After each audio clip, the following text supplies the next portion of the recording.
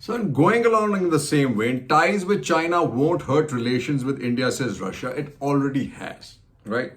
Heightened military activity on Myanmar island near ANN. China could be behind construction, so be very careful. They're after the Andaman and Nicobars. That's the choke point. Russia to resist destructive actions against India ties. How can they resist? It's up to India. The glaring paradox of Xi Jinping as peace mediator. This is what's funny.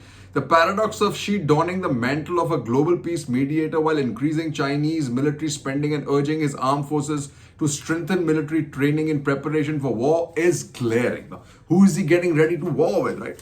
China's peacemaker role exposes limit of America's power. Zorawa Daulat saying, I don't think so. It doesn't expose anything of American power or limits. It just realignment, refocusing of energies and assets and having trusted allies to run the show elsewhere. India has got to pick up this gauntlet, right?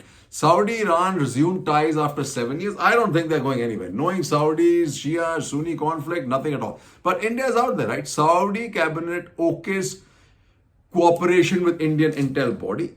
Beijing plays peacemaker. This is by Sham Saran. India should welcome the Saudi-Iran deal and use it to enhance its relations with Iran. That's not happening, Mr. Sham Saran, because Iran constantly plays us because they think we are an inferior race. Let me just say this, right? They don't buy any Indian product. Their preference is Chinese, actually American, and if not American, Chinese, right?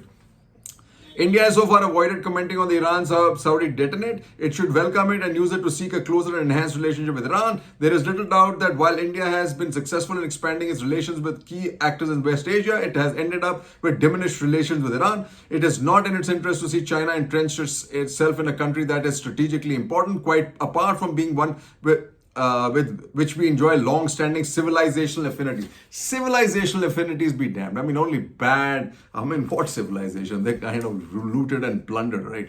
Iran, China brokered Saudi peace deal will help India. I am not so sure. Tehran seeks resumption of crude exports. Iran-Saudi deal brokered by China. What the big gambit holds for Beijing, West Asia and India. Here's what it is. Delhi taken back at China's new avatar. Like the rest of the world, took a week to break its silence. China's big ticket diplomacy in the region is sure to impact the I2U2 grouping. It calls for India to work on its ties to the region independently of the US and in ways that projects its civilizational and cultural links and the positive contribution of the Indian diaspora. Let me just say, Nirupama Subramaniam, you really can't do it without the United States. The US is leaving the space to people like us. Russian ballet, Russian steps, Chinese steps. He says, this is Mohan Kumar, the Xi-Putin summit and the consequent joint statement have two global strategic implications, one for the West, one for India. For the West, it should henceforth become clear that China will be loath to see Russia fail in Ukraine. After so much investment by China and Xi in Russia and Putin, it would be naive to expect China to idly stand by and not take sides in the Ukraine conflict. This may well affect the future trajectory of the conflict in Ukraine. For India, this diminishes the strategic space available to it and complicates the security environment in ways previously not imagined. Here's the same guy saying it will not affect security, the Russians, right? Pak team sent to Myanmar to repair combat aircraft. This is a knockoff Chinese aircraft being produced in Pakistan. This is what's happening. So Russia says it held drill with China and Iran in Arabian Sea. Welcome to the game. US warship in disputed waters again. China livid. And payback time. LG Sinha lays the foundation stone for JNK's first FDI project. This is from the Emirates. A big play. Get some American investment in there too.